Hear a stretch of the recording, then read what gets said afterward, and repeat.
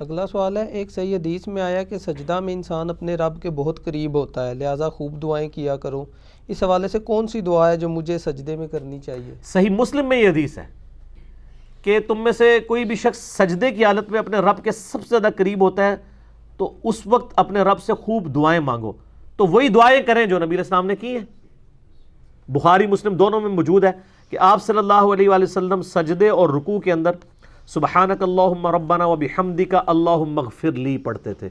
میرے نماز والے ریسرچ پیپر نمبر 8 میں بھی موجود ہے، سبحانک اللہم ربنا وبحمدک اللہم اغفر لی۔ اس میں اللہ کی حمد بھی ہے اور دعائے مغفرت بھی ہے۔ یہ دعا آپ مانگیں جو نبی علیہ السلام خود مانگتے تھے، اور اس کے علاوہ آپ وہ تمام دعائیں مانگ سکتے ہیں جو دعائیں معصورہ ہیں، کتاب و سنت کے اندر آئی، کوئی بھی آپ دعا مانگ سکتے ہیں۔ حتیٰ کہ صحیح بخاری میں موجود ہے جب تم نماز کے تشہد میں دروشی پڑھ چکو اس کے بعد جو چاہو اپنے رب سے مانگو۔ تو تشہد میں بھی آپ دعائیں مانگ سکتے ہیں، سجدے میں بھی دعائیں مانگیں، جتنی مرضی مانگیں، لیکن معصورہ ہوں زیادہ بہتر ہے۔ اس کے علاوہ بھی اگر ہوں تو بہتر یہ ہے کہ عربی زبان میں ہی مانگیں۔ اور میں تو اکثر ایک ہی دعا آپ کو بتاتا ہوں، ایک ہی دعا سب سے کامل، جو بخاری اور مسلم میں حدیث ہے۔ انس بن مالک کہتے ہیں نبی علیہ السلام کوئی اور دعا کرے نہ کرے، یہ دعا آپ نے کبھی نہیں چھوڑی۔ سورۃ البقرہ کی آیت نمبر 201 میں جو آئی ہے، ربنا آتنا فی الدنیا حسنہ وفی الآخرۃ حسنہ وقنا عذاب النار۔ اور بخاری مسلم میں الفاظ ہیں اللہم کے ساتھ بھی ہیں، اللہم آتنا فی الدنیا، دونوں کو کمبائنڈ بھی آپ کر سکتے ہیں، اللہم ربنا آتنا فی الدنیا حسنہ وفی الآخرۃ حسنۃ وقنا عذاب النار۔ ہم نے اپنے اذکار والے ریسرچ پہ اس پہ بھی کارڈ پہ بھی لکھی ہے، یہ بخاری میں ہے 6389، مسلم میں جو ہے وہ 6840 ہے۔ یہ دعا آپ مانگیں اور دیکھیں اتنی کامل دعا ہے، اے اللہ دنیا میں بھی بھلائیاں عطا فرما دے اور آخرت میں بھی۔ سر کوئی چیز بچ گئی؟ اور ساتھ کہا کہ آخرت کی سب سے بڑی بھلائی دے دے، کون سی؟ وقنا عذاب النار۔ اب یہ مولویوں کی تسلی نہیں ہونا کہ وقنا عذاب القبری، وقنا عذاب الحشری، وقنا عذاب المیزانی، پتہ نہیں کہ کچھ لگایا، کیونکہ نبی علیہ السلام کی تعلیمات پہ شاید ان کو اعتماد نہیں ہے۔ مرتے ہی آخرت شروع ہوگی، بخاری مسلم کی حدیث ہے۔ مرنے سے پہلے کی زندگی جو ہے وہ دنیا کی ہے اور مرتے ہی آخرت ہے۔ صحیح بخاری میں حدیث ہے کہ نبی علیہ السلام کی جب وفات کا وقت قریب آیا تو عبد الرحمن بن ابی بکر آئے۔ اما عائشہ کہتی ہیں کہ ان کے ہاتھ میں مسواک تھی، نبی علیہ السلام نے اشارہ کیا تو آپ نے مسواک مانگی، امت کی تعلیم کے لیے تھا نا، تو چبائی نہیں کی، سخت تھی۔ تو حضرت عائشہ کہتی ہیں میں نے وہ مسواک لے کے نا اپنے منہ میں نرم کر کے حضور کے منہ میں ڈالی، تو نرم کر کے، تو اس میں اما عائشہ کے الفاظ ہیں کہ مجھے یہ خوش نصیبی حاصل ہے کہ نبی صلی اللہ علیہ وآلہ وسلم کا تھوک اور میرا تھوک، آپ کا لعاب دہن اور میرا لعاب دہن، اللہ تعالیٰ نے ایک ہی جگہ جمع کر دیا۔ کس طرح؟ جب حضور نے چبائی نہیں چبائی گئی تو وہ حضرت عائشہ نے ڈالا تو نبی علیہ السلام کا تھوک مبارک ادھر آیا، پھر جب حضرت عائشہ نے چبا کے گئی تو سیدہ عائشہ کا۔ اس میں الفاظ ہیں اس دن جو اللہ کے نبی کی دنیا کی زندگی کا آخری دن اور آخرت کی زندگی کا پہلا دن تھا۔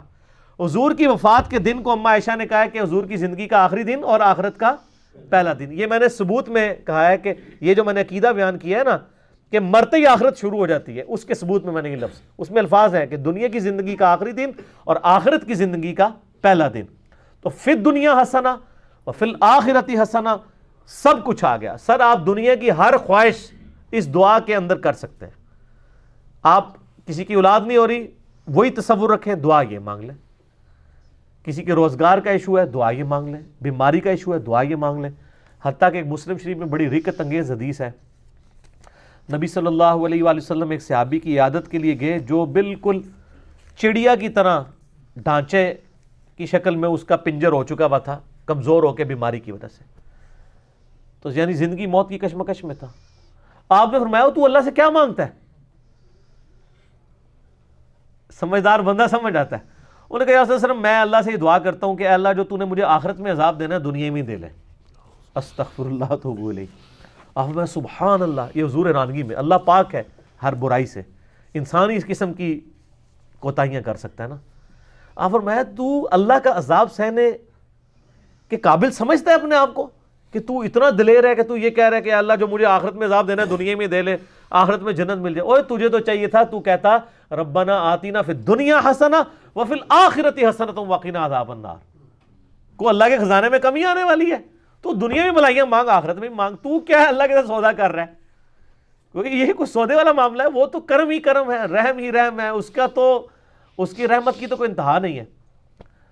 تو اس نے یہ دعا کی. صحابہ کہتے ہیں کہ کچھ ہی عرصے کے اندر وہ بالکل صحیح ہو گیا، جیسے مردہ زندہ ہو جاتا ہے. اور دعا پڑھنے لگا. اے سر اے دعا بہت بڑا وظیفہ ہے. ربنا آتینا فی الدنیا حسنہ وفی الآخرۃ حسنہ وقنا عذاب النار. تشہد میں اسے لازم کریں. ایک تو وہ جو صحیح بخاری مسلم میں ہے نا، 4 چیزوں کے شر سے پناہ مانگو. اللہم انی اعوذ بک من عذاب جہنم ومن عذاب القبر ومن فتنۃ المحیا والممات ومن شر فتنۃ المسیح الدجال. وہ تو آپ نے 4 چیزوں کے شر سے پناہ مانگنی ہے. اس کے بعد اس دعا کو بھی ایڈ کریں. رب جعلنی والی دعا بھی مانگا کریں. رب ارحمہما کما ربیانی صغیرا. یہ بھی جتنی بھی دعائیں یاد ہیں.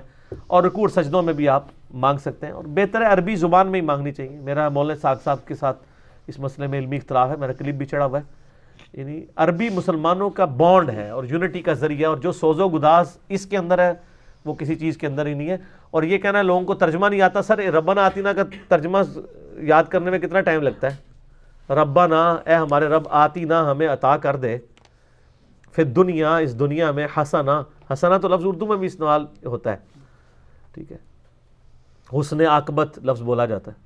وفی الآخرۃ حسنہ وقنا عذاب النار. میرا خیال ہے یہ اس کا ترجمہ تو آلموسٹ سارے مسلمانوں کو آتا ہی ہوگا. یہ کوئی اتنی مشکل دعا نہیں ہے. تو لوگوں کو اس طرف ایمفسائز کرے کہ وہ نبی علیہ السلام والی زبان بولے، عربی زبان کے اندر دعا کرے. ایک دعا ہی سب کچھ کور کرے گی. ٹھیک ہوگا. وہ تو پڑھنا ہی پڑھنا ہے نا. انہوں نے دعا کا ذکر کیا. وہ تو صحیح مسلم میں حدیث ہے کہ نبی علیہ السلام ہمیں، یعنی آپ علیہ السلام رکوع میں سبحان ربی العظیم بھی پڑھتے تھے اور سبحان ربی الاعلیٰ پڑھتے تھے سجدے میں.